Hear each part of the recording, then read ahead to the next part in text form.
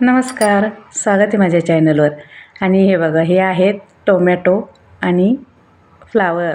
तर मी याचं रोप आणलेलं आहे गार्डनमध्ये लावण्यासाठी, कारण भाजीपाला तुम्हाला तर माहिती आहे, सगळ्या प्रकारच्या भाज्या आता झालेल्या आहेत.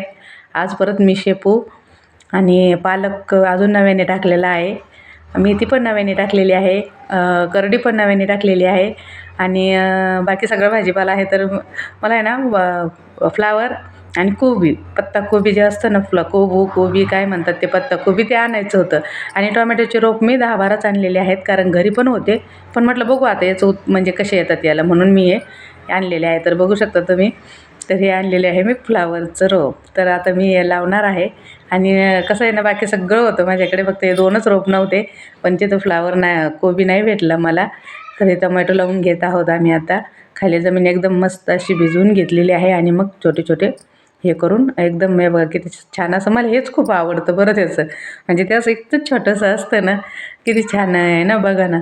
तर हेच आवडतं मला खूप. तर बघा, लावलेले आहेत टोमॅटो आणि नंतर कोबी लावून घेणार आहेत. तर मला माझी खूप इच्छा होती, कारण बाकी सगळं भाजीपाला आहे गार्डनमध्ये, फुलं तर भरपूर आहेत, पण हेच 2 नव्हते, म्हणून आणायचे होते मला. पण ते मला पत्ताकोबीचं रोप नाही मिळालं. ते म्हटले संपलं आता, नंतर येणार आहे. तर म्हटलं जाऊ दे, मग आणले हेच. तरी बघा किती छान असे आहेत. हे म्हणजे मी जास्त आणलेले आहेत, कारण शेतात कांदे लावायचं काम चालू आहे ना, तर तिकडे देणार आहे. आणि मला जेवढे इथं बसतील, जिथे जिथे जागा भेटेल तिथे तिथे मी इथे लावून घेणार आहे. तर हे बघा, अशा प्रकारे काढून लावणार आहे. आणि इथून पुढे व्हिडिओ तर मी तुम्हाला दाखवणारच आहे रोज, म्हणजे कशी त्याची वाढ होते, त्याला सुरुवात कशी होते, फुल कसं आहे, म्हणजे ते कसे येतात फुल, त्याचं ते नाही का, फ्लावर कसा येतो, ते मी तुम्हाला रोज रोज तर दाखवणारच आहे. आणि हे बघा, मला आहे ना व्हिडिओ हे करायलासुद्धा वेळ नसते ना. ऊसतोड चालू आहे, तर ट्रॅक्टर येते, ट्रक येते, काहीतरी वाजतच असतं. माझ्या प्रत्येक व्हिडिओत वाजत असतं. तर प्लीज ते लक्ष नका देऊ त्याच्याकडे.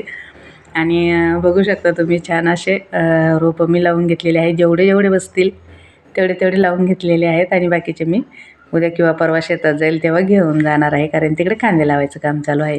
आणि आज मी थोडं कांद्याचं रोप पण मागवलेलं आहे, कारण मला आता आपली तर भरपूर वांगे आहेत. तर भरीत कधी करतं माणूस, त्यात टाकायला कांद्याची पात आणि पिठलं. कोण कोण कांद्याचं पातीचं पिठलं बनवतं, खूप छान लागतं. एकदा नक्की बनवून बघा. म्हणजे बनवतच असतील बरेच जण, कारण छान लागतं ना ते. आपण कांदा तर टाकतोच ना पिठल्यात.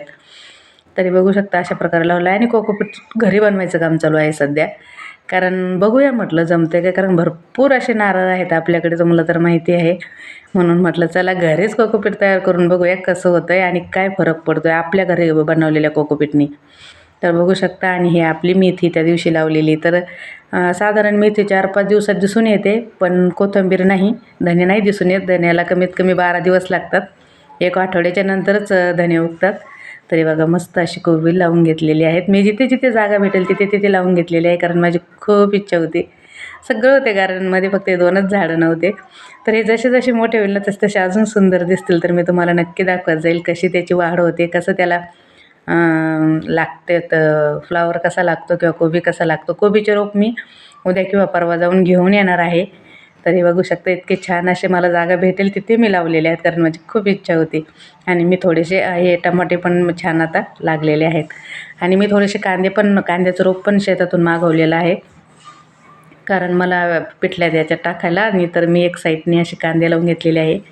आणि मध्ये करडी, परत शेपू, पालक आणि तांदूळचा परत टाकलेले आहे मी, कारण आता ही काढायला आलेली आहे ना, मग ही टाकून ठेवली. आता 4-5 दिवसात ती पालक ते सगळं निघून जाणार आहे, म्हणून मी आता परत नव्याने टाकलेलं आहे.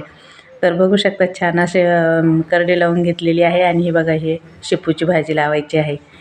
तर इथं भरपूर जागा होती, एवढ्या जागेत तर मस्त असे 3-4 कप्पे केलेले आहेत.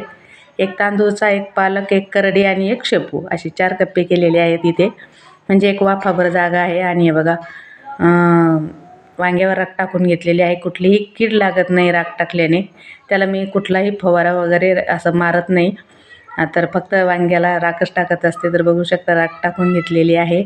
आणि बटाटे बघा ना, किती भरभर वाढलेले आहेत. त्याचा खूप कालावधी असतो, पण सध्या तरी बघा ना किती वाढ झालेली आहे. आणि मुळे पण छान आलेले आहेत.